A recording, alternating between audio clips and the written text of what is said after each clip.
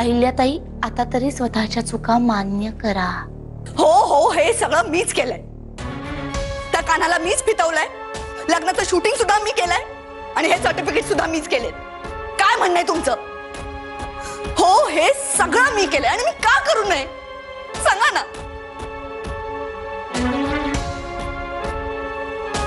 मी असा काय गुन्हा केला होता जो माझ्यावर एवढा अन्याय होत होता?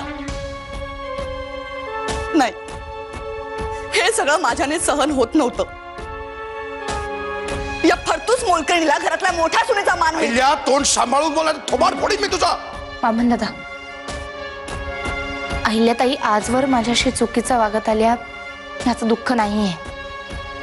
दुःख एवढंच वाटतंय की आज घरातल्याच माणसांशी लढावं लागतंय आपल्याला.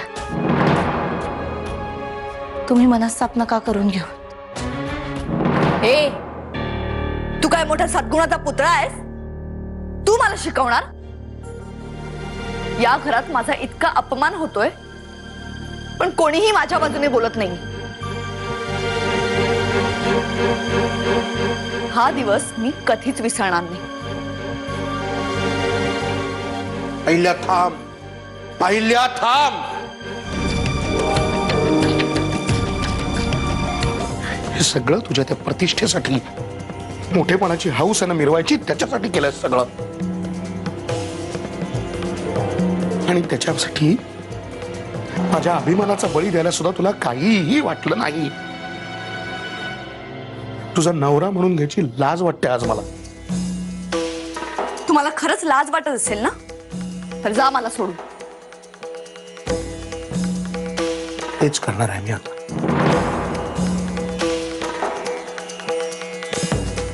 मारुतरावांचे वकील जे आहेत ॲडव्होकेट गंदे, त्यांच्याकडे गेलो होतो आपल्या बंगल्याच्या व्यवहारासंबंधी काही कागदपत्रांची माहिती काढण्यासाठी. आता कसली माहिती गोळा करताय वाकनीस?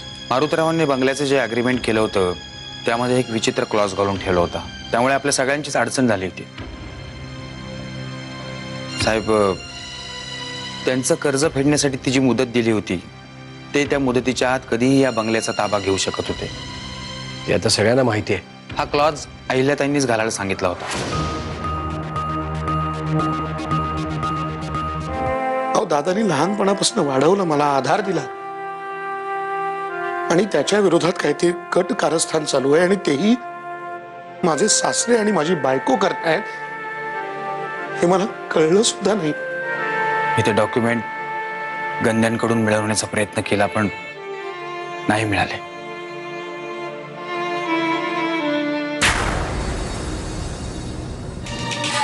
हॉटेलच्या अग्रीमेंटचे डॉक्युमेंट इथे काय करताय?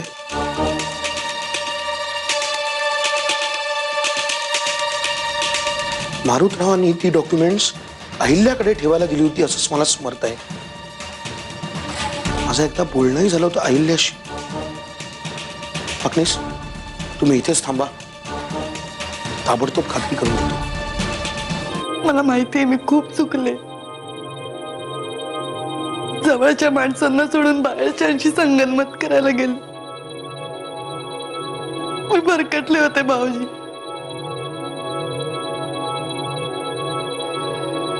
शक्य असेल तर प्लीज मला माफ करा. ताईच्या शेवटच्या दिवसात तिच्या बरोबर होते ना, ह्याच खूप समाधान वाटतंय मनाला. तिच्या सगळ्या आठवणी घेऊन जाणार आहे मी. तिच्याच तेवढ्या आठवणी घेऊन जाण्यासारखे अहिल्या काकू आणि सुगंधाची कारस्थानं विसरलेलीच बरी. अमृता, तुला ह्या वयात जे कळतंय ते मला समजायला खूप उशीर झाला, ह्याच वाईट वाटते. आम्ही सगळे रमावतीला गेलो तरी अधूनमधून येत जा तिकडे. आत्याजी. काय म्हणालीस? आत्याजी? आम्हा सगळ्यांची लाडकी आत्याजी तुझ्या रूपाने आमच्यात वावरते असं समजू आम्ही.